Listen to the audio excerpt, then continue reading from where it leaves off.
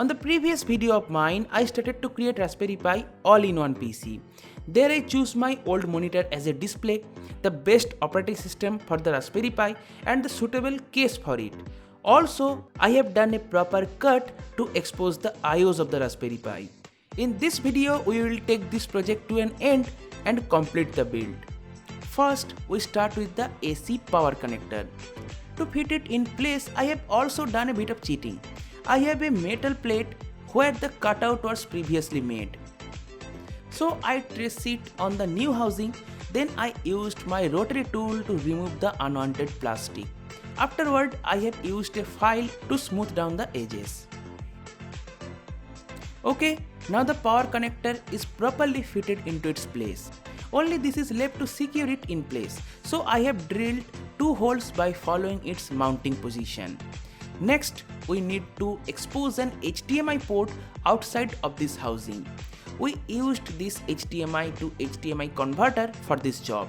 I simply set the connector where it should be, mark it, and using the rotary tool and a file, I created the place for the converter. Anyway, now it's assembling time. I have started with the HDMI to HDMI converter.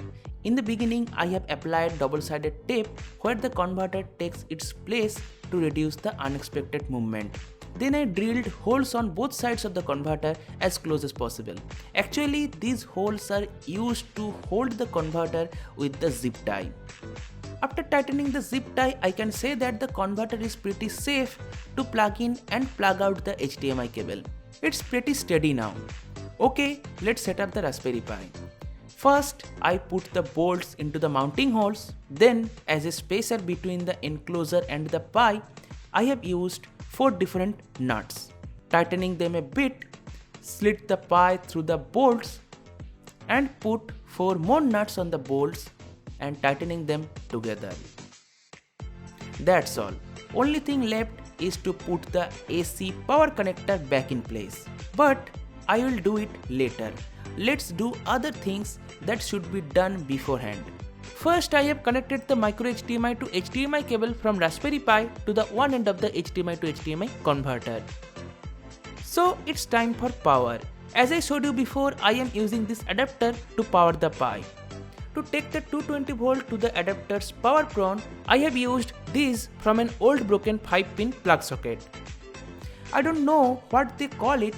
If you know, then tell me in the comments. This part will be directly connected with the adapter. This way the AC power will be easily delivered to the adapter without consuming lots of space. Either way, our monitor will also get the power from this cabinet. So we need to take out 220 volt AC power from it. So I have soldered 3 wires to this AC socket: phase, neutral and earthing. On the other end, I have used this plug which will be connected with the monitor. During the soldering, I have also soldered 2 more wires to the phase and neutral for the 5 volt adapter. Now let's connect these things to the wire and connect the adapter with it. Let's use some electric tape to cover all the high voltage expose points.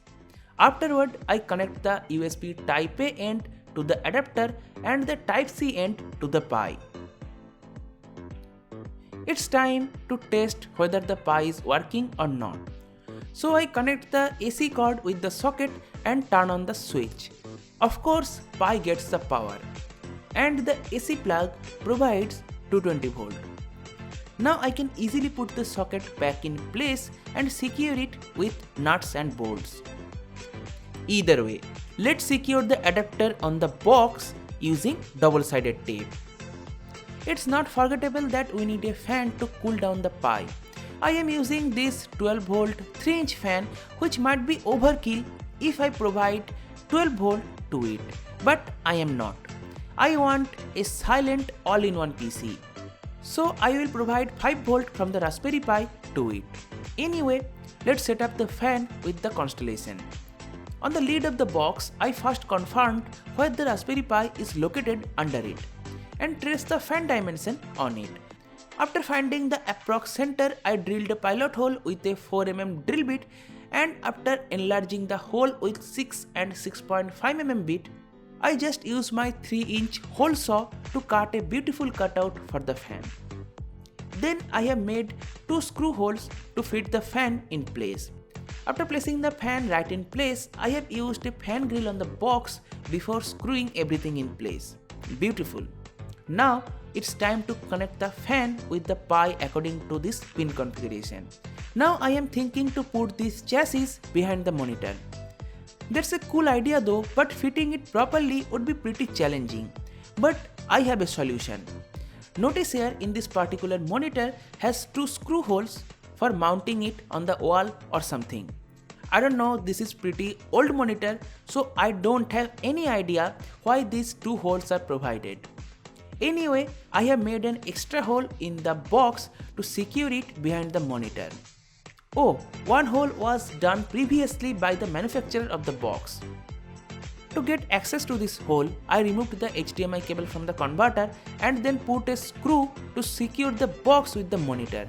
And on the other screw hole, I put another screw to properly set the box in place. After that, I connect the HDMI cable back in place. Now I am going to connect this HDMI to VGA converter and join the monitor and the converter with a VGA cable. Now put the power cable of the monitor that comes out from this chassis. So it's time to close the enclosure with some screws which also come with the box. Oh, I completely forgot one thing. I have not connected anything with the Raspberry Pi for the audio.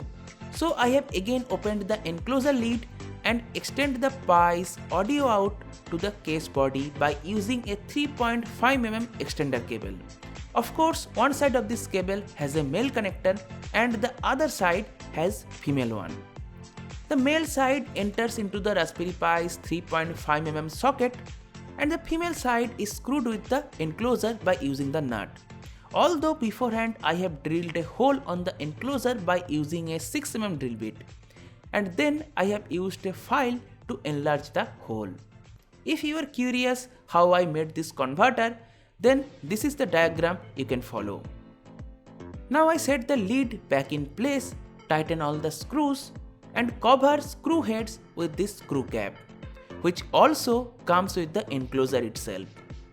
This is important. The monitor I am using has its own integrated speaker system. So I just connect the Raspberry Pi audio out port to the monitor by using the aux cable, and I know most of the monitors don't have its own speaker. In that case, you have to connect an external speaker system with your newly built all-in-one PC, or you can use Bluetooth, or you can just connect your headphone to the system. That's completely upon you. One thing I would say that this fitting isn't much steady, but it will do. Now we need to connect the USB keyboard and mouse with the chassis, aka with the Raspberry Pi. So the project is done. Only one thing is left to mention. To activate the audio output of the Raspberry Pi, right click on the speaker icon, click on built-in audio analog mono, then on built-in analog mono, the first option. Now we get the audio. I can use it to watch movies, write documents, play some small games, and anything that a computer can do. But on a small scale, of course. We can't run video editing software in Raspberry Pi and not the 3D games like Cyberpunk 2077, though Steam comes pre-installed with the OS. And at the end, I have done some cable management to achieve a neat and clean all-in-one PC setup.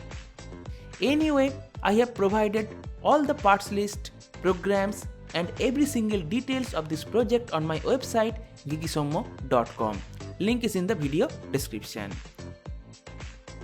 Hope you guys enjoyed watching this video. If so, then don't forget to like, share and subscribe and hitting the notification bell for future updates.